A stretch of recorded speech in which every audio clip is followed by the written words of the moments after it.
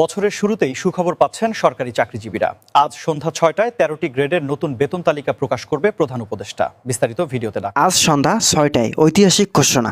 ১৩ গ্রেডে অনুমোদিত নবম জাতীয় পে স্কেল, ভাতা, পেনশন ও সুবিধায় আসছে বড় পরিবর্তন। জাতির উদ্দেশ্যে ভাষণ দিবেন অর্থ উপদেষ্টা। তো বন্ধুরা, এই বিষয়টি নিয়ে আজকের এই ভিডিওটিতে বিস্তারিতভাবে আলোচনা করতেছি, তাই ভিডিওটি সম্পূর্ণ মনোযোগ সহকারে দেখার জন্য অনুরোধ রইল।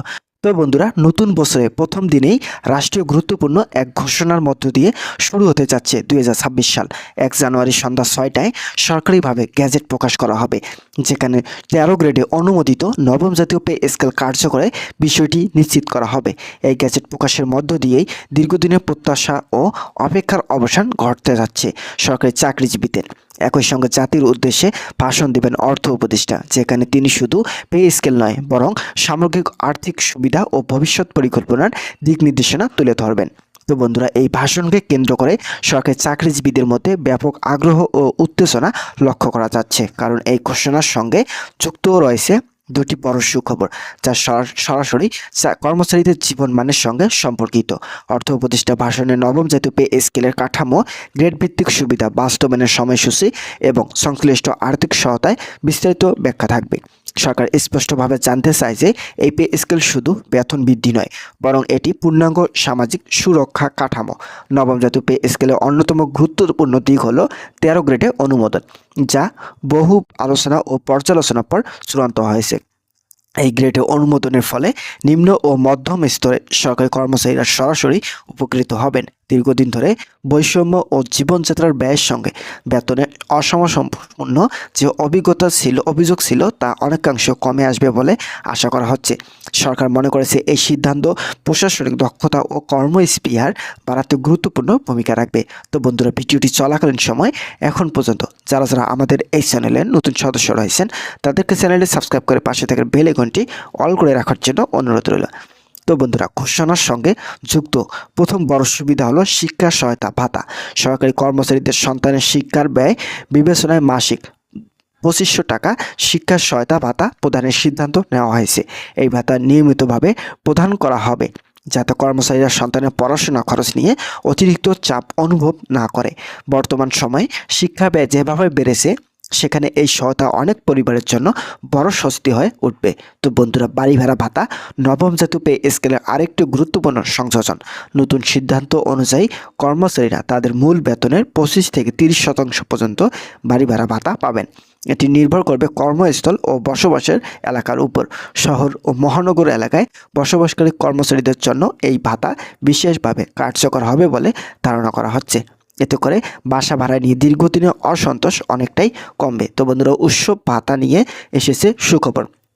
২ ঈদে সরকারি কর্মচারীদের মূল বেতনের ২০% হারে উৎসব ভাতা পাবেন। এই সিদ্ধান্ত কর্মচারীদের পারিবারিক ও সামাজিক জীবনে ইতিবাচক প্রভাব ফেলবে।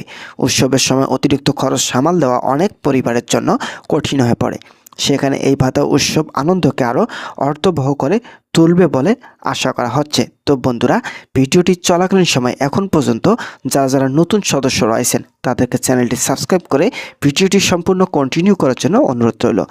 সবচেয়ে আলোচিত ও যুগান্তকারী সিদ্ধান্ত এসেছে পেনশন ব্যবস্থায়। নবম জাতীয় পে স্কেলের আওতায় অবসরের পর কর্মচারীরা ১০০% পেনশন পাবেন, যা অবসরের আগে পূর্ণ বেতনের সমান হবে। সবচেয়ে গুরুত্বপূর্ণ বিষয় হলো, এই পেনশনের ক্ষেত্রে কোনো ধরনের কর্তন থাকবে না। এর ফলে অবসরপ্রাপ্ত কর্মচারীরা আর্থিক নিরাপত্তা ও সম্মানজনক জীবনযাপন নিশ্চিত করতে পারবেন। সরকারের পক্ষ থেকে বলা হচ্ছে, এই পে স্কেল ও সংশ্লিষ্ট সুবিধাগুলো বাস্তবায়নের মাধ্যমে একটি টেকসই ও মানবিক কর্মপরিবেশ গড়ে তোলা হবে।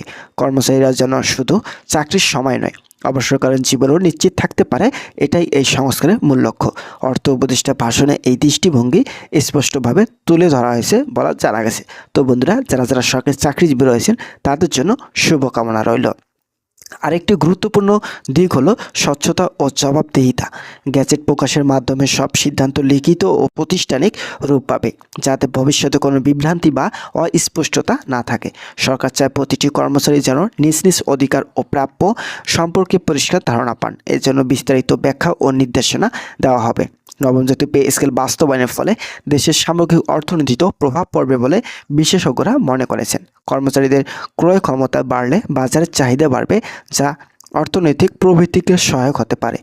পাশাপাশি সরকারি সেবার মান উন্নত হওয়ার সম্ভাবনা তৈরি হবে, কারণ আর্থিক সচ্ছলতা কর্মক্ষমতা বৃদ্ধিতে গুরুত্বপূর্ণ ভূমিকা রাখে। নবম জাতীয় পে স্কেল কার্যকারিতা কেবল বেতন বৃদ্ধির সীমাবদ্ধ নয়, এই স্কেল বাস্তবায়নের সঙ্গে যুক্ত সব ভাতা ও সুবিধা কর্মচারীদের জীবনের বিভিন্ন দিকে স্পষ্ট করবে। সরকারি কর্মচারীরা শিক্ষা, বাসস্থান, উৎসব এবং অবসরকালীন জীবন সব ক্ষেত্রে ইতিবাচক প্রভাব অনুভব করবে।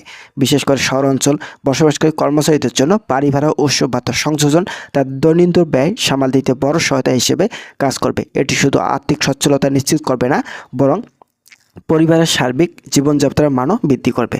তো বন্ধুরা, অবসরকালীন পেনশন ব্যবস্থায় 100% নিশ্চয়তা ও যুগান্তকারী পদক্ষেপ। অবসরপ্রাপ্ত কর্মচারীরা কোনো কর্তন ছাড়াই পূর্ণ বেতনে সমান পেনশন পাবেন। এর ফলে দীর্ঘমেয়াদী আর্থিক নিরাপত্তা নিশ্চিত হবে এবং কর্মচারীরা চাকরির জীবনের পরও অর্থনৈতিকভাবে সুরক্ষিত থাকবেন।